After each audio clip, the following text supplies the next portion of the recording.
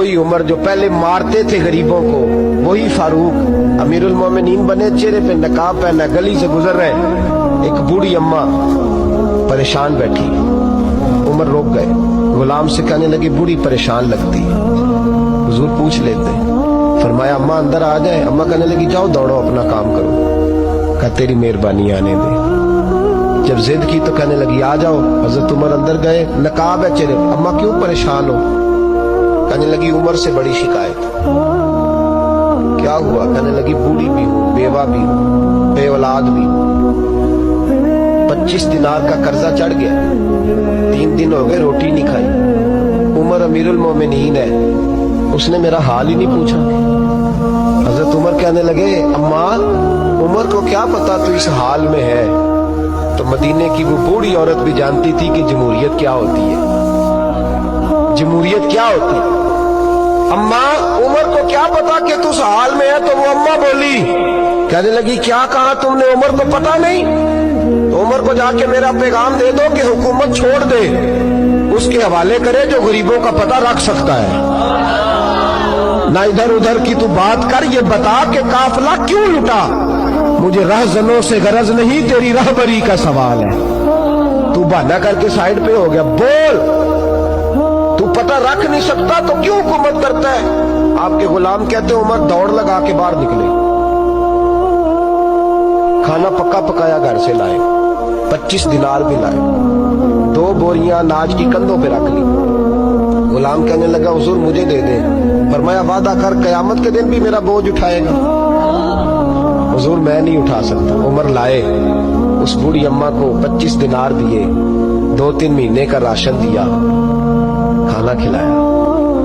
یہاں تو جس کا 200-400 ووٹ ہو اسے ہے کوئی سردار چودھری پوچھ لے، غریبوں کو کون پوچھتا ہے؟ لیکن جب میلاد کا انقلاب آتا ہے پھر غریبوں کی عزت بڑھتی ہے۔ حضرت عمر اماں کے پیروں میں بیٹھ گئے، کہنے لگے اماں چل عمر کو میری خاطر معاف کر دے۔ اماں نے ایک لفظ کہا تو آپ کے غلام کہتے ہیں عمر کو اتنا روتے کبھی نہیں دیکھا جتنا عمر آج روئے۔ اماں کہنے لگی میں کوئی نہیں معاف کروں گی، میں تو بوڑھی ہوں، کسی وقت بھی بلاوا آئے گا، جب میں مروں گی نا نبی پاک میری قبر میں آئیں گے تو میں عمر کی شکایت لگاؤں گی، میں کہوں گی محبوبہ میں غریب نہیں، مجبور پریشان، آپ نے اس کی ڈیوٹی لگائی تھی، اس نے میرا حال نہیں پوچھا۔ آپ کے غلام کہتے ہیں عمر اس طرح روتے جیسے بچہ بلک کے روتا۔ کہنے لگے اماں اس طرح نہ کرنا، عمر بڑا کمزور ہے، وہ بڑا کمزور ہے، وہ یہ شکایت نہ لگانا، عمر بڑا ماڑا ہے، حضور کا سامنا نہیں کر سکے۔ اماں کہنے لگی نہیں، میرا دکھ ہی بڑا ہے، میں عمر کی شکایت لگاؤں گی۔ حضرت فاروق اعظم منت کرنے لگے تو بوڑھی کہنے لگی چل تیری خاطر عمر کو معاف کیا۔ حضرت عمر کہنے لگے مجھے لکھ کے دے، اماں کہنے لگی تم لکھ دو میں سائن کر دیتی ہوں۔ حضرت عمر نے لکھا فلاں بنت فلاں عمر سے ناراض تھی، پھر عمر نے راضی کر لی۔ وہ اماں دستخط کرنے ہی لگی تھی کہ مولا علی شیر خدا آ گئے، حضرت عبداللہ ابن مسعود آ گئے رضی اللہ تعالی عنہما۔ اندر آتے ہی کہنے لگے عمر یہاں کھڑے ہو، میں سارے مدینے میں ڈھونڈ آیا ہوں، وہ ملک کے شام کے کچھ سفیر ملنے آئے۔ اماں فٹافٹ اٹھ گئی، ہائے یہ عمر تھا، عمر کے سامنے کہتی رہی۔ فاروق اعظم کہنے لگے نہ اماں تو وعدے پہ قائم رہ، تو نے جو کیا ٹھیک کیا، سائن کر۔